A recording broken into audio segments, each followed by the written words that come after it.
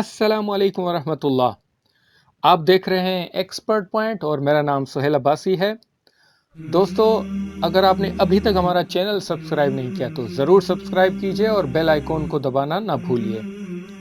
दोस्तों, आज की वीडियो बड़ी इंटरेस्टिंग होने जा रही है, तो आपसे गुजारिश की जाती है कि इस वीडियो को एंड तक ज़रूर देखिएगा।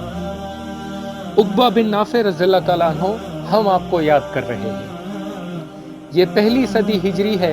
मुसलमानों की ख्वाहिश है कि कूफा, बसरा और मदीने की तरह का कोई शहर शुमाली अफ्रीका में बसाया जाए। इसलिए सहाबाए किराम और ताबईन रहमुल्लाह ने इलाका का जायजा लिया। पहाड़ों के दामन एक इलाका नजर आया जहां पानी था, सब्जा था, मगर शेर, भेड़िए और दरिंदे कसरत से थे। लोगों की जान जाया होने का खतरा था, मगर शहर तो बसाना था। ईमान और यकीन हो तो ऐसा। हजरत उक़बा रज़ियल्लाहु ताला अन्हु का विजन देखिए। जंगली जानवरों को खत लिखते हैं। इंसानी तारीख में कब ऐसा खत लिखा गया होगा?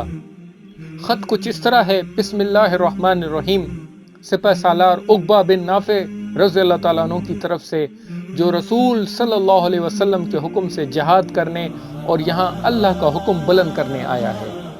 ए जंगल के जानवरों और दरिंदों, हम इस इलाके में मुसलमान मुजाहिदीन का शहर बसाना चाहते हैं। तुम भी अल्लाह की मखलूक हो और हम भी अल्लाह का हुक्म नाफिज करने निकले हैं।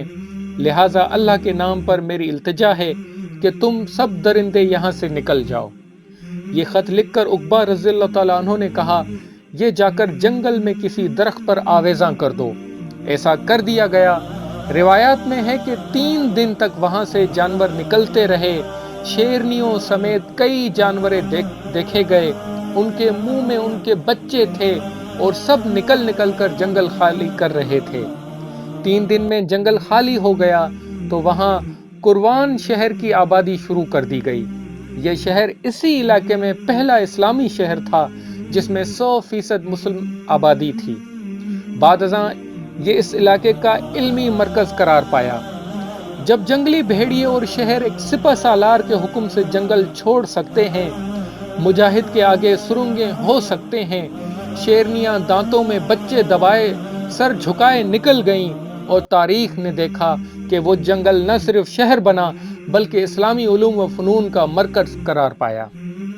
आज अगर कोई मर्द मोमिन, कोई मुजाहिद, कोई वक्त का सिपह सालार कोरोना को खत लिखे कि एक कोरोना, हमारा और तेरा रब अल्लाह है, तुझे अल्लाह ने अपनी मखलूक इंसानों की तरफ भेजा है, इसलिए कि अल्लाह की ज़मीन जुल्म से भर गई है। इनकारियत कल्चर बन रही थी, इल्हाद की तबलीग जोरों पर थी।